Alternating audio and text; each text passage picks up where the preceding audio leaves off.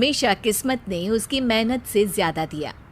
पैदा हुआ एक बड़े घर में, मुंह में चांदी की चम्मच लेकर, और शादी भी की एक उससे भी बड़े घर में, सोने की चम्मच मुंह में लेकर। उसे मेहनत करने का शौक नहीं था। एक शौक था, वो भी घटिया शायरी करने का। उसकी हर बात शायराना ही होती थी। जैसे कि एक दिन, दूर से देखा तो चांद पे दाग था, दूर से देखा तो चांद पे दाग था, पास से देखा साबुन का छाग था। ठोको ताली। अरे ऐसी शायरी करोगे तो ताली तो पता नहीं, कोई तुमको ही ठोक देगा। शायरी वो बिल्ली है जो किसी का भी रास्ता रोक दे, और क्या मैं किल हूँ जो कोई मुझे ठोक दे। मुझे तो आपसे बात ही नहीं करनी। मैं निकला था गाड़ी लेके, लेकिन दौड़ के जा रहा हूँ। मेरी शायरी कोई नहीं सुनता, मैं घर छोड़ के जा रहा हूँ। धीरे बोलिए जी, मम्मी पापा को पता चल जाएगा तो तुमको सच में तुम्हारे मायके भेज देंगे। सस्ते साबुन से मेरी कॉलर चमकी नहीं, सच में चला जाऊंगा, मेरी बात कोई धमकी नहीं। अगर शायरी ही सुनानी है तो सुनाओ, लेकिन कोई काम धंधा भी तो करो।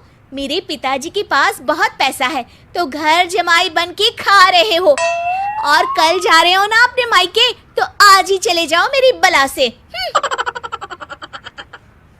हमें तो अपनों ने लूटा, गैरों में कहाँ दम था हमें। अरे चुप हो जाओ, तुमको मिर्जा गालिब की कसम। अरे जाना है तो जाओ, लेकिन पहले मेरे मम्मी पापा से मिलकर जाओ, वरना वो क्या सोचेंगे।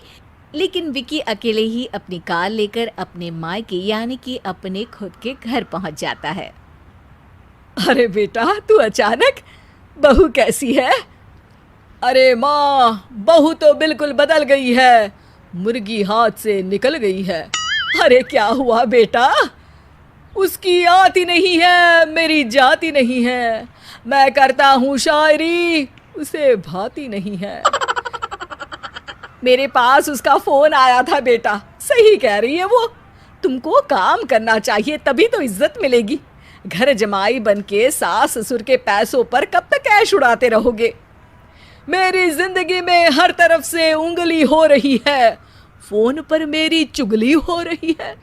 अरे चुगली नहीं कर रही थी बहू, वो तेरा भला चाहती है बेटा। सूखे हुए कपड़े को भी गीला कह रहे हैं लोग, चुगली करने को मेरा भला कह रहे हैं लोग। ठोको ताली। ये सुन के माँ अपने हाथ से अपना सर पीट लेती है। अरे माँ, ताली की जगह माथा क्यों ठोक रही हो? बेटा तू ना आराम कर, तेरे पिताजी भी आने वाले हैं, खाना लगा देती हूँ। विकी अपने घर भी दिन भर टीवी देखता है, तरह तरह का खाना खाता है, दोपहर तक सोता है, चाय पीता है, वीडियो गेम खेलता है, बस काम करने नहीं जाता। घर में नौकर चाकर है तो बिस्तर से हिलने तक की जरूरत नहीं पड़ती।